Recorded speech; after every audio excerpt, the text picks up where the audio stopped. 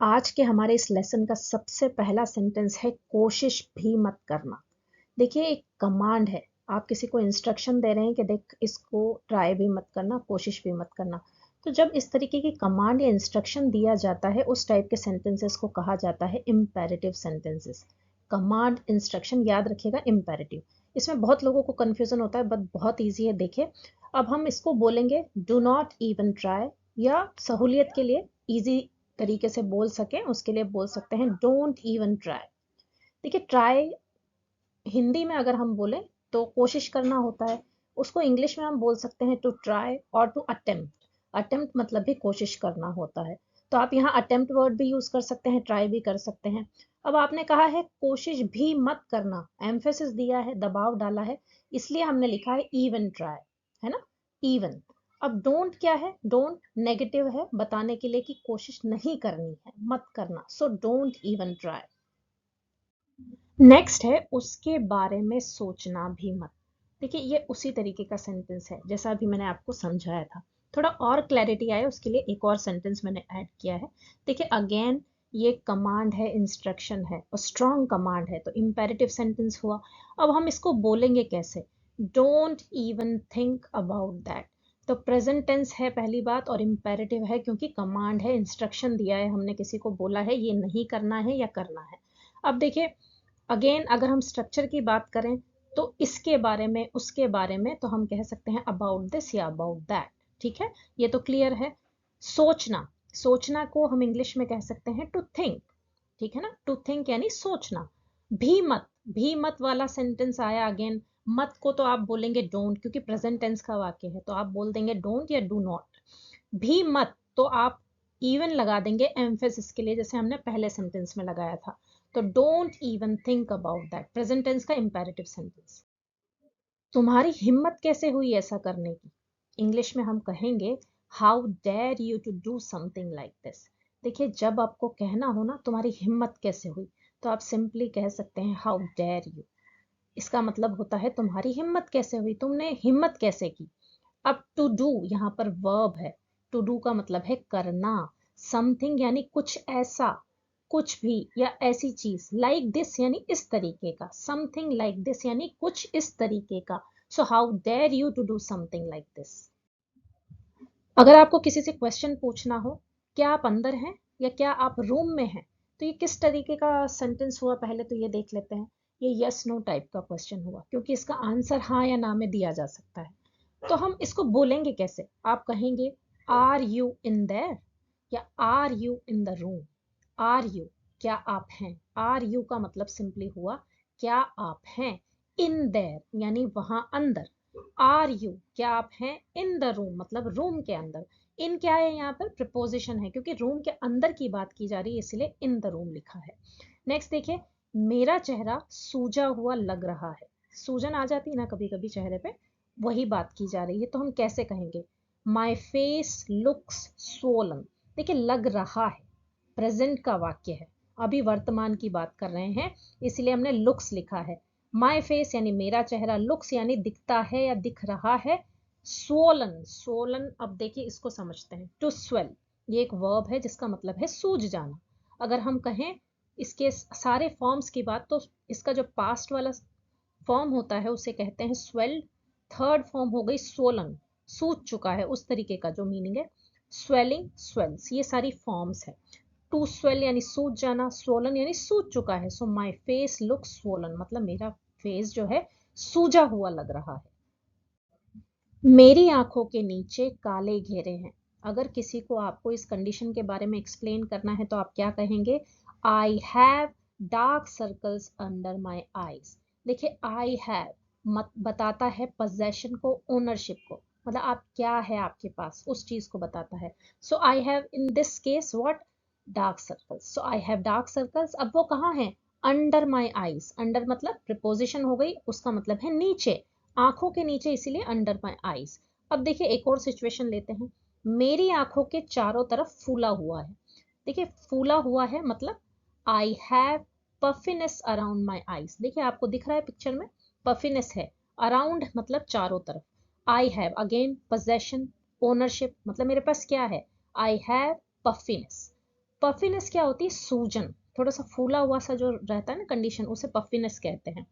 Around my eyes, around यहाँ preposition है, जैसे ऊपर वाला सेंटेंस में अंडर था, अंडर यानी नीचे, अराउंड यानी चारों ओर, और अराउंड माई आईज यानी मेरी आंखों के चारों ओर। अब मान लीजिए आपको पूछना है तुम्हारा इसके बारे में क्या कहना है, या तुम इसके बारे में क्या ओपिनियन रखते हो, तो आप इंग्लिश में क्या कहेंगे? What is your take on this. देखिए, what is your take on this question है।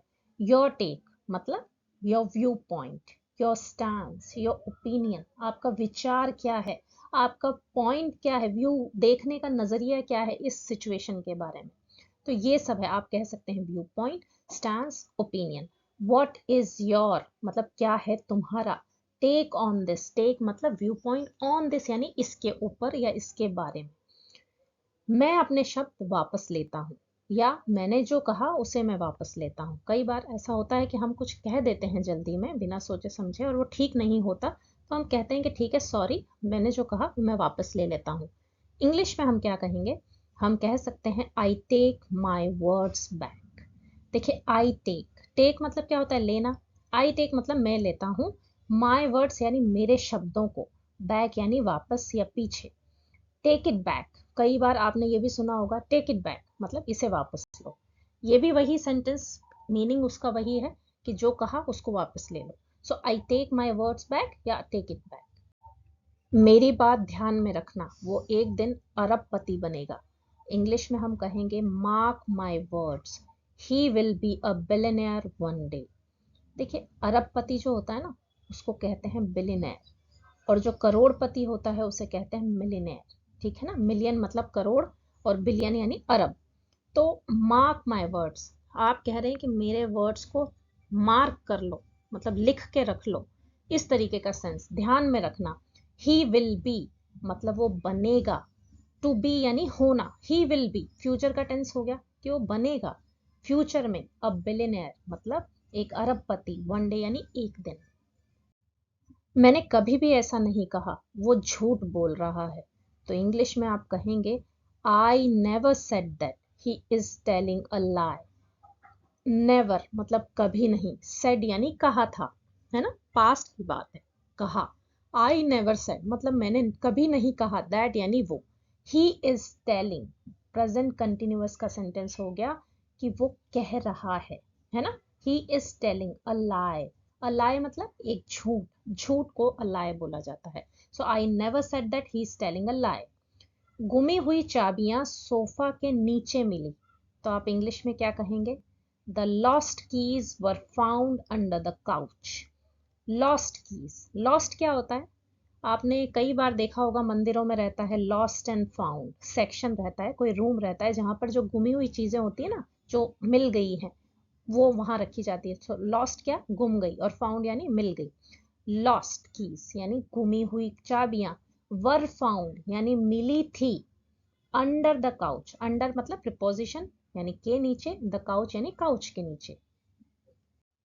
किसी ने उसके साथ मजाक किया है, इंग्लिश में आप कहेंगे someone played a prank on him.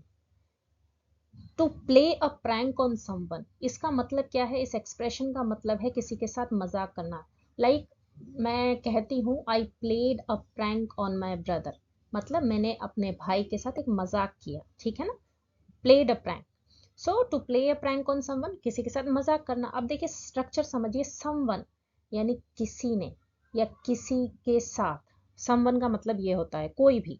Played किया था, देखिए प्लेड है वर्ब की सेकंड फॉर्म, यानी पास्ट में हो चुकी है ये चीज। So someone played a prank on him यानी उस पर किसी ने मजाक किया, उसके साथ प्रैंक खेला।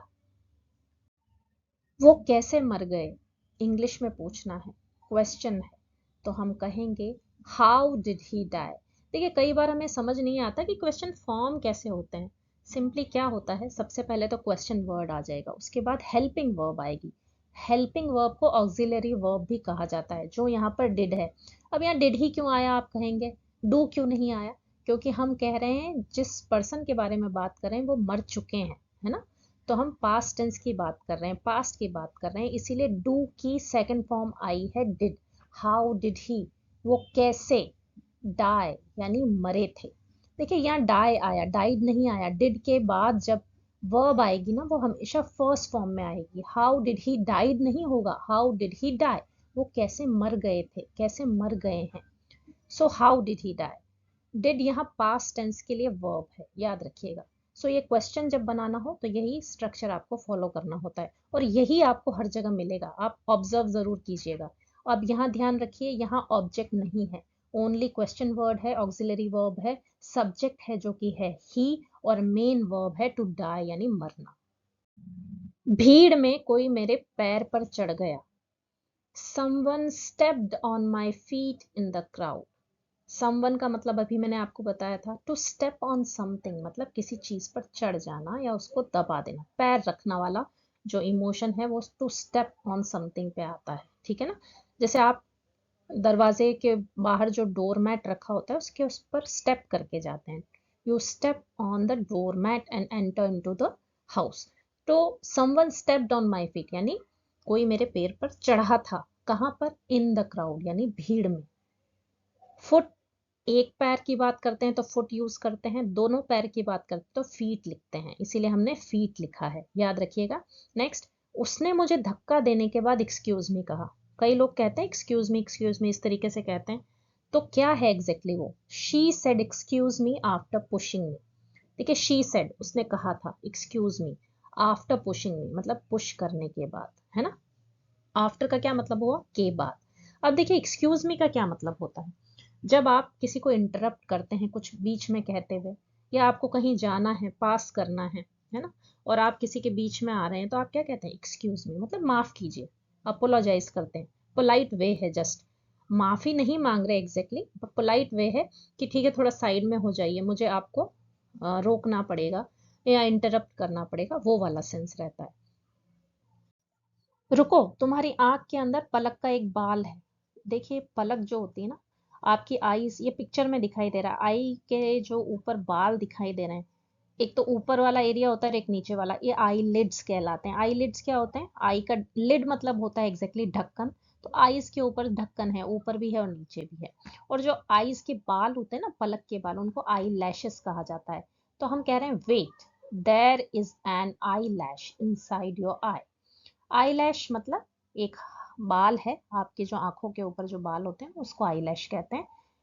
आई लैश इनसाइड योर आई, अब इनसाइड हमने यहाँ प्रिपोजिशन यूज क्यों किया है, क्योंकि आपके आंख में है वो ऑलरेडी, है ना, बाहर से अंदर की तरफ गया है, इसीलिए इनसाइड लिखा है। नेक्स्ट देखिए, हिलना बंद करो, ये भी इंपेरेटिव है, कमांड है, इंस्ट्रक्शन है कि हिलना बंद करो। तो इंग्लिश में हम क्या कहेंगे, स्टॉप मूविंग, ठीक है ना, इंपेरेटिव सेंटेंस हो गया। मूव मतलब क्या होता है, हिलना। अब आप मना कर रहे हैं तो आप कहेंगे स्टॉप मूविंग।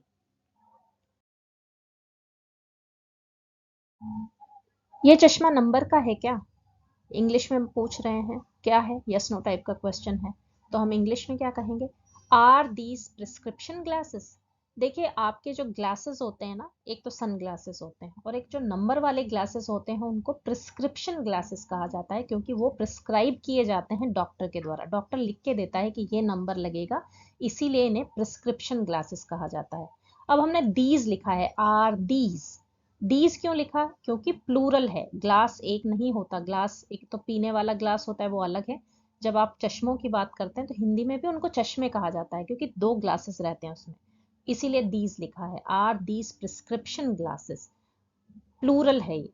नेक्स्ट देखिए, मेरी सास बहुत हुक्म जमाती है मतलब हुक्म चलाती है, तो इंग्लिश में हम क्या कहेंगे, ऐसे लोगों को कहा जाता है my mother in law is very bossy. Bossy यानी हुक्म चलाती है, बॉस के जैसे बिहेव करती है, ठीक है ना। उनकी सोच बहुत पुरानी है।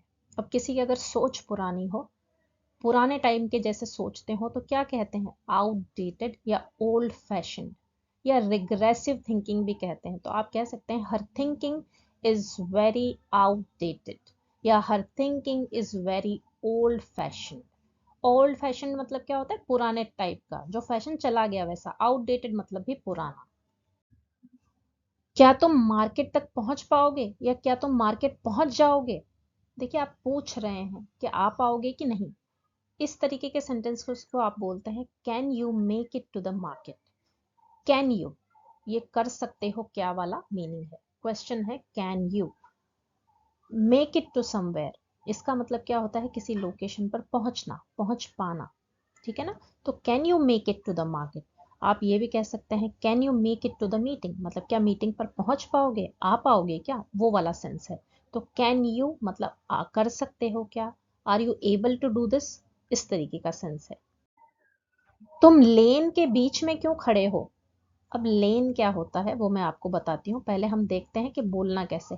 Why are you standing in the middle of the lane, question है, वाई आर यू, क्यों तुम हो, स्टैंडिंग यानी खड़े हुए, है ना, खड़े हुए है ना, वो खड़ा हुआ है, अभी भी प्रेजेंट में भी है, पहले से खड़ा हुआ है। सो स्टैंडिंग इन द मिडल यानी बीच में, ऑफ द लेन यानी लेन के बीच में। अब देखिए लेन क्या होता है, एक छोटा सा रोड पैसेज होता है ना, उसे लेन कहा जाता है। जैसे आपने रोड देखा होगा, 4 लेन, 2 लेन, 8 लेन, ऐसे रोड होते हैं, छोटे छोटे पार्ट्स में डिवाइडेड होते हैं, उनको लेन्स कहा जाता है। स्टैंडिंग यानी वो पर्सन खड़ा हुआ है, पास्ट में खड़ा हुआ था और अभी भी है, स्टैंडिंग है मतलब इसीलिए खड़ा हुआ है। इन the middle of the something का मतलब होता है किसी चीज के बीच में, ठीक है ना, इसीलिए हमने कहा why are you standing in the middle of the lane. यहाँ पर देखिए क्वेश्चन का वही फॉर्मेट यूज किया गया है, वाई है सबसे पहले जो क्वेश्चन वर्ड है, फिर हेल्पिंग वर्ब है जो कि है आर, सब्जेक्ट है यू, उसके बाद आप सेंटेंस का जो भी पार्ट डालना चाहते हैं वो डाल सकते हैं। कृपया थोड़ा साइड में हट जाओ, तो हम कहेंगे please move a bit to the side. देखिए मूव मतलब होता है हिलना या खिसकना भी कहते हैं हम। अगर हम कहते हैं अ बिट, थोड़ा सा, अ बिट यानी थोड़ा सा, टू द साइड यानी एक तरफ। अब यहाँ पर साइड बताई नहीं है क्लियरली कि लेफ्ट में जाना है या राइट में, तो हमने कह दिया टू द साइड, एक तरफ हो जाओ। So please move a bit to the side, move a little to your left और राइट। अगर आपको ये कहते हैं तो आप क्लियर बता रहे हैं कि you have to move to your left और राइट, है ना, थोड़ा लेफ्ट या राइट को खिसको। तो अगर आपको कभी किसी को कहना हो मूव दैट साइड, या move a little to your left, या move a little to your right. दूसरों को रास्ता दो, अगेन इम्पेरेटिव सेंटेंस है, कमांड है, इंस्ट्रक्शंस है। तो आप क्या कहेंगे, give way to others, give यानी देना, वे यानी रास्ता, टू अदर्स यानी दूसरों को। तो गिव वे टू अदर्स, याद रखिए इम्पेरेटिव सेंटेंस है, कोई कंफ्यूजन की जगह ही नहीं है इसमें, सिंपल सा कमांड इंस्ट्रक्शन, ठीक है, ऑर्डर, वो इम्पेरेटिव होता है। नेक्स्ट देखिए, लोग समझते ही नहीं कहीं पे भी खड़े हो जाते हैं, तो इंग्लिश में हम क्या कहेंगे, people just stand anywhere they don't understand.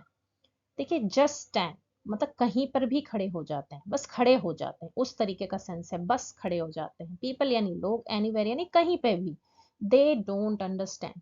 When you don't understand it means आपको समझ नहीं आ रहा है, आप समझते नहीं हैं। So people just stand anywhere they don't understand. अपने सामान को बीच में मत रखो, तो इंग्लिश में हम क्या कहेंगे, don't keep your belongings in the middle. Don't keep मत रखो, मत रखा करो, योर बिलोंगिंग्स, बिलोंगिंग्स क्या होता है, आपका सामान जो होता है ना उसको बिलोंगिंग्स कहते हैं। इन द मिडल यानी बीच में। अगर आपको कहना हो रास्ते के बीच में मत रखो, तो आप क्या कह देंगे, इन the middle of the road, don't keep your belongings in the middle of the road. कोई भी धक्का खाकर गिर सकता है, तो इंग्लिश में आप कहेंगे someone might trip over and fall down. देखिए समवन यानी कोई भी, अब यहाँ ट्रिप ओवर का क्या मतलब है, ट्रिप ओवर यानी धक्का खाकर गिरना, ट्रिप कर जाना, मतलब कोई चीज है, मान लीजिए, जैसे मान लीजिए कोई पत्थर पड़ा है, आपको ध्यान नहीं रहा, आप उस पे एकदम से पांव रखा और वो धड़ाम से गिर पड़े, तो आप क्या हो गए, you tripped over. And fall down का क्या मतलब होता है, गिर जाना नीचे की तरफ। और माइट का यूज जब आता है उसका मतलब स्ट्रॉन्ग पॉसिबिलिटी है, हो सकता है, 100% चांस है लगभग। So someone might trip over यानी कोई ट्रिप होकर गिर सकता है।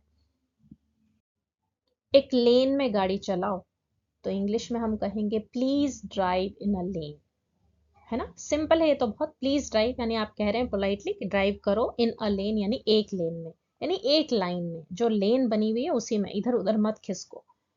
लाइन दिख नहीं रही है क्या, लाइन क्यों तोड़ रहे हो, कई बार आपको ये कहना पड़ता है, तो आप इंग्लिश में कहेंगे can't you see the line, why are you breaking the line, can't you, क्या नहीं दिख सकते हो, या क्या नहीं देख पा रहे हो, वो वाला सेंस है can't you.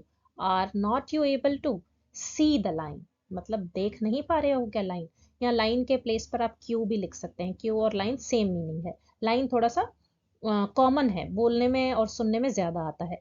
Y are you, again question है, तुम ऐसा क्यों, breaking, why are you breaking मतलब तुम क्यों तोड़ रहे हो, किसको, the line, why are you breaking the line. इतना सारा सामान लेकर कौन घूमता है, क्वेश्चन है, तो हम कहेंगे who travels with so much luggage. देखिए हु मतलब कौन, ट्रेवल्स यानी घूमता है, हु ट्रेवल्स कौन ट्रेवल करता है, विद यानी के साथ, सो मच लगेज यानी इतना सारा सामान, सो मच यानी इतना सारा, so who travels with so much luggage. लगता है पूरा घर ले आए हो, तो इंग्लिश में हम कहेंगे it seems like you have brought the entire house. It seems, what does it mean, it means ऐसा लगता है, इट फील्स लाइक, है ना, इट अपीयर्स, सीम्स का मतलब ये होता है ऐसा लगता है, ऐसा प्रतीत होता है, so you can say it seems, it appears और it feels like, anything you can use. So it seems like, अब लाइक का क्या मतलब है, ऐसा लगता है, वो बताने के लिए लाइक लिखा है आपने। यू हैव ब्रॉट, तुम ले आए हो, देखिए यहाँ ब्रॉट जो है ना वो सेकंड या थर्ड फॉर्म के लिए यूज होता है, जैसे ब्रिंग यानी लाना, ब्रॉट यानी लाना था, ब्रॉट, ब्रिंग, ब्रॉट, ब्रॉट। अब आपने क्या लिखा है, you have brought, have plus third form मतलब तुम ले आए हो, ला चुके हो, द एंटायर हाउस यानी पूरा हाउस। सो ब्रॉट है ये, बॉट और ब्रॉट में कंफ्यूज मत होइए, बॉट जो होता है ना वो बाय का सेकंड और थर्ड फॉर्म होता है, buy, bought, bought. Bring, brought, brought, bring यानी लाना, ब्रॉट यानी उसका थर्ड फॉर्म और सेकंड फॉर्म।